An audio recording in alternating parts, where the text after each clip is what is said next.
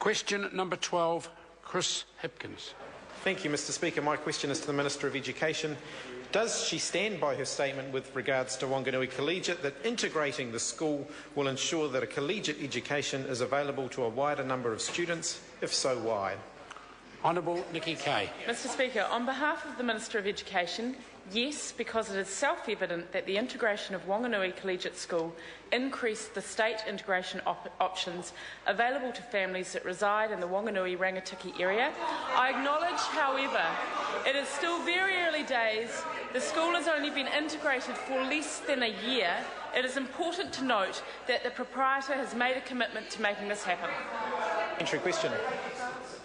Supplementary question, Chris Hipkins. When she signed off the decision to integrate Wanganui Collegiate, had she read the Ministry's advice on the financial implications for the Crown, which stated that the approximate additional cost to the Crown if the school is to integrate would be over $3 million a year annually in staffing and operational funding costs? And does she believe this constitutes value for money, given this works out to be a bill of over $440,000 per student for the additional 7 students that are going to have day places at Wanganui Collegiate? Mr Speaker. Honourable Nikki Kay. Mr Speaker, on behalf of the Minister of Education, there were 3 parts to that. In terms of the last part, I disagree with the number that the member quoted. In terms of the other part of the question around cost, I am aware the cost of integration is about $3 million. But can I say this? Members opposite say they care about the provinces and say they back the provinces in communities, but when it comes to a school that has contributed significantly to the local economy, in this House they don't back them. Mr Speaker. Point of order. I'm happy to help the Minister out. I seek leave to table 3 documents. The first is a Ministry of Education briefing specifying the cost of over $3 million a year annually. Described. The second document. The second document is the aid memoir stating that the roll for day students pre-integration was 143, and the second is the integration agreement, which shows that post-integration it's 150. Leave is sought to table those 3 documents. Is there any objection? There is none. They can Thank be you, tabled. Mr Speaker. Supplementary question.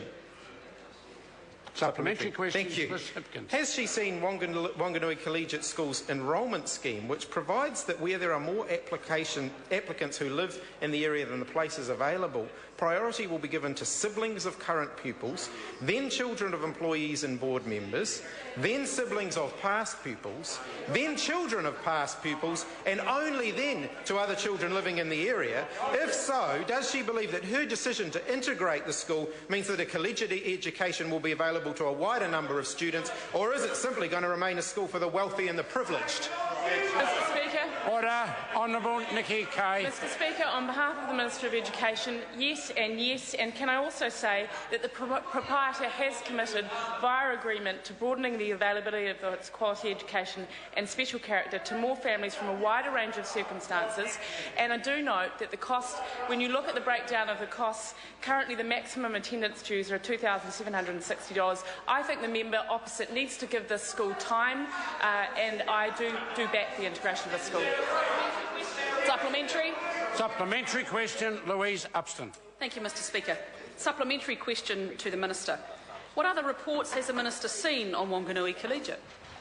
Mr Speaker, Honourable Nikki Kay. Mr Speaker, on behalf of the Minister of Education, I have seen a report, a statement in fact, that said it was very important for this district that integration was granted. I'm very pleased that it has been. This person went on to say he hoped that the 4 other state secondary schools in Wanganui were also looked after. There are top local secondary schools here. That was Hamish McDougall, Labour candidate for Wanganui. The reality is... Supplementary question. Supplementary question, Chris Hipkins. Thank you. Supplementary question. When she signed off the decision to integrate Wanganui Collegiate... Order. Supplementary question. The member starts again, please. When she signed off the decision to integrate Wanganui Collegiate, had she read the Ministry of Education's advice that Wanganui Collegiate does not make a significant contribution to raising achievement for priority groups, Māori and Pacifica learners with special education needs or learners from low-income backgrounds, and that integrating the school, quote, is not making the best use of educational resources for this area and will not contribute to raising the quality of education for learners in the Wanganui area to any extent. If so, does she still believe that her decision to integrate the school means that a collegiate education is available to a wider number of students, or is it just going to remain a school for the wealthy and the privileged? That's what Tariana said. Honourable Nikki Kay. Mr Speaker, on behalf of the Minister of Education, in terms of reading that document, because I'm asking on behalf of the Minister, I obviously can't answer that question, but in terms of the other two parts to the question, I am advised that this school is a high-achieving school. I am also advised that there were a number of documents that were saying that both the achievement is good, but also that the benefit to the local economy was significant, that in terms of the other criteria taken into account, that many borders across New Zealand will have access to the school. So there are huge benefits from integration. Mr Speaker, I support the integration of the school. Supplementary question. Supplementary question, Chris Hipkins. Thank you, Mr Speaker. Has she seen the reports that the school fees for day students at Wanganui Collegiate in 2013 are $10,900, over $1,000 more than they were before integration? If so, does she believe that her decision to integrate Wanganui Collegiate, which has led to their fees going up and only 7 additional day places being made available, is going to lead to a wider number of students getting access to a collegiate education, or is it just going to remain a school for the wealthy and the privileged? Speaker. Mr Speaker. Honourable Nikki Kay. On behalf of the Minister for Education, I think the member does make some incorrect assumptions there. Secondly, what I would say to the member,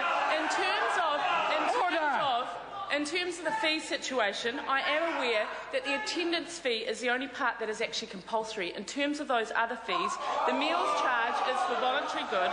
The other charges are in the donations category, and parents are free to choose whether they pay at all.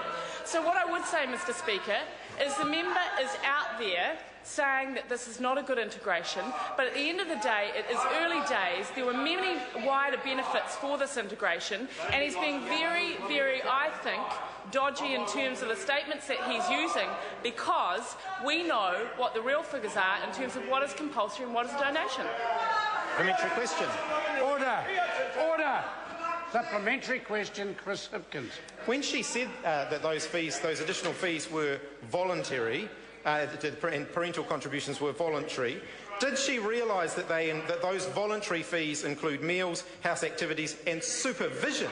If the family of a day student chooses to purchase these goods and services, then they are required to pay for them, and therefore if a family does not purchase these goods and services, then the proprietor is not required to provide the student with meals, house activities or supervision. Does that mean that those parents who are unable to pay the $5,200 parental contribution won't be supervised and won't be able to attend house activities, a requirement of the school? Honourable Nikki Kay. Mr Speaker, on behalf of the Minister of Education, as I have said, this is the breakdown.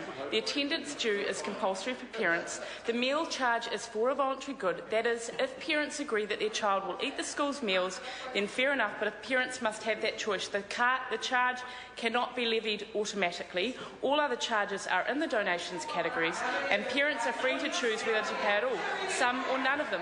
The Ministry will monitor this very closely. And that concludes question time. Prior to the lunch break, the House was considering the first reading of the